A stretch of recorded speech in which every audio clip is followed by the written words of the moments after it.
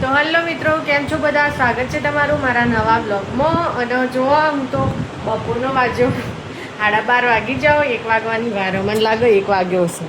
અને હું તો કરું હું પોતું કોમ બધું ફિનિશ કરી દીધું. નાહવાનું પતી ગયું, કપડો ધોઈ દીધો. નહીં હમણાંથી તો કોમનું બહુ બધું લેટ થઈ જાય જો.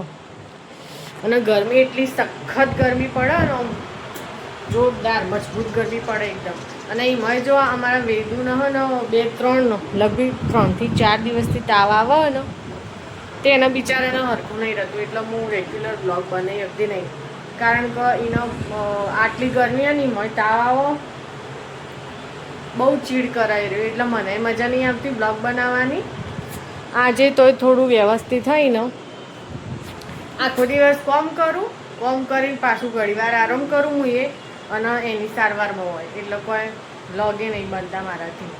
તો આજે વળી ટ્રાય કર્યો બ્લોગ બનાવવાનો. અને જો આજે આખા દિવસનું રૂટીન હું તમને બતાવી, મતલબ કોઈ જો વિડીયો ક્લિપ બનાવી દઉં તો બનાવી દઉં, બાકી તો જે શૂટ થાય એટલું આવી જાય બ્લોગમાં. તો આખો બ્લોગ જોઈ લેજો તમે.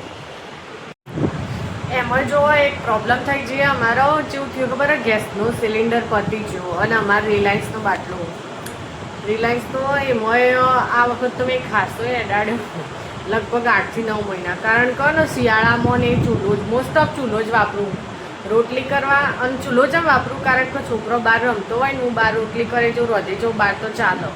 એટલે ગેસનો બાટલો આ વખત લોબો હેડે તો મારો. અને રિલાયન્સનું કનેક્શન ને તે હવે બાટલાના ભાવ તો કહો વધી જાઉં, 3250 થઈ જાવ બાટલાના ભાવ. અને એ પાછું એક દિવસ અગાઉ નોંધાવવું પડે. તે આજે હવે એમ પપ્પા નોંધાવશે ને કાલે બાટલો આપશે, એટલે 2 દિવસ તો કાઢવાના જ છે. બહુ બધું કાઢવું પણ એમાં ગામડું હોય ને તો ચાલે, ચૂલો કરીએ કે આપણે, પણ સિટીવાળાને બહુ બધી પ્રોબ્લેમ થઈ જાય. કોઈ નહીં, એક દિવસ તો જતો રહ્યો. આજ હજી તો લાવી દઈશું એટલે વધુ નહીં આવે. પણ કોઈ ગેસના બાટલાના ભાવ વધ્યા ખરેખર. રિલાયન્સનો બાટલો લગભગ તો 1450માં ભરાવતો હતી, હાલ તો 3250, એટલે 2 ગણા કરતાં વધારે ભાવ હોય. જો કંઈ સટલાણામાં તો મેળો ચાલુ થઈ ગયો, લગભગ 2-3 દિવસથી ચાલુ. પણ આમ તો છોકરો માટે જ છો. જો ગાય સટલાણામાં તો મેળો ચાલુ થઈ ગયો, 2-3 દિવસથી મેળો ચાલુ. પણ અમારા જવાય એવું નહીં, કારણ કે વેદુ બીમાર અને છોકરો માટે તો જતો હોઈએ આપણે, એટલે હું જવાનું. એને હજુ થઈ જાય એના પછી જશું આપણે. અને એનો એવું બ્લોગ બનાવી તે તમે જોજો.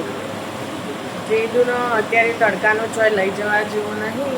અને મેળો તો એમ 1 મહિના સુધી તો રહેવાનો જ છો, એટલે બહુ વધુ નહીં. એટલે લઈ જવું છોકરાને આપણે ફરવા પછીથી. સાચી વાત.